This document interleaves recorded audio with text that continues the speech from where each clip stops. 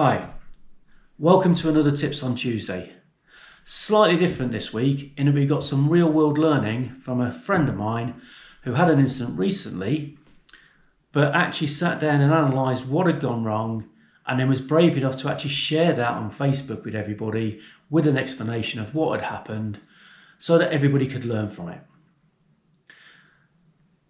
There's a link in this to the actual video, but we're going to concentrate mostly on this Tips on Tuesday on some real key learning that comes out from that and reinforce some of the stuff that you were taught on your ground school that you really should be practicing and taking into your skydiving career no matter how many jumps you have. So sit back and enjoy the learning.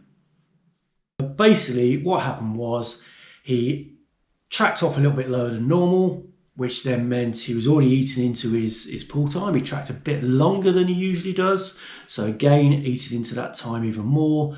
And then when he comes to pull, he has a problem locating the handle. Now, he's now below his normal opening height and rapidly approaching the ground. So he then decides enough's enough, having had a couple of attempts to pull, and goes through his emergency drills.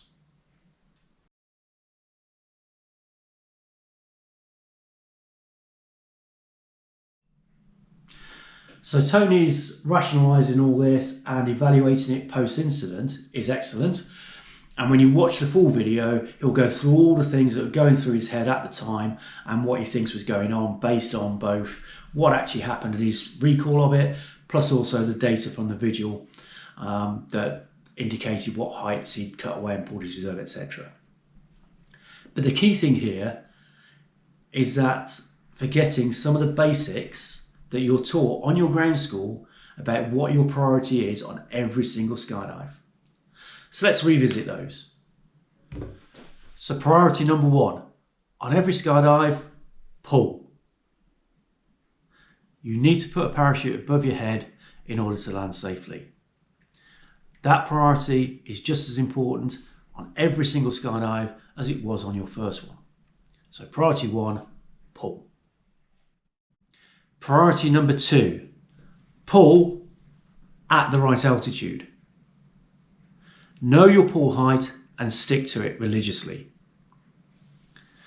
In the UK, the rules are for B licence jumpers and below, they must be under a fully controllable canopy by 3,000 feet AGL.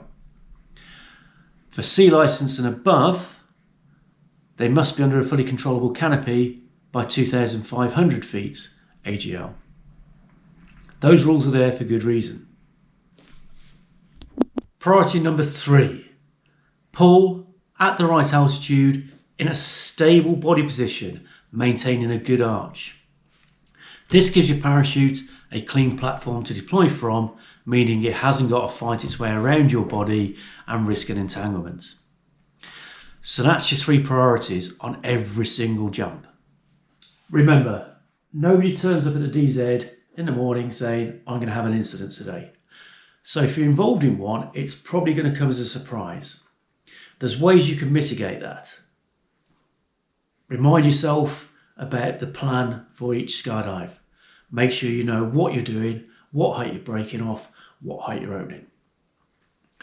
Practice your emergency drills regularly, especially if you haven't jumped over the winter months. Before you get in the air, it's worth doing a bit of refresher training, making sure that you're on top of your game.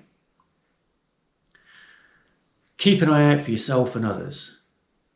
Be aware of what's going on in your surroundings, both in freefall and under canopy.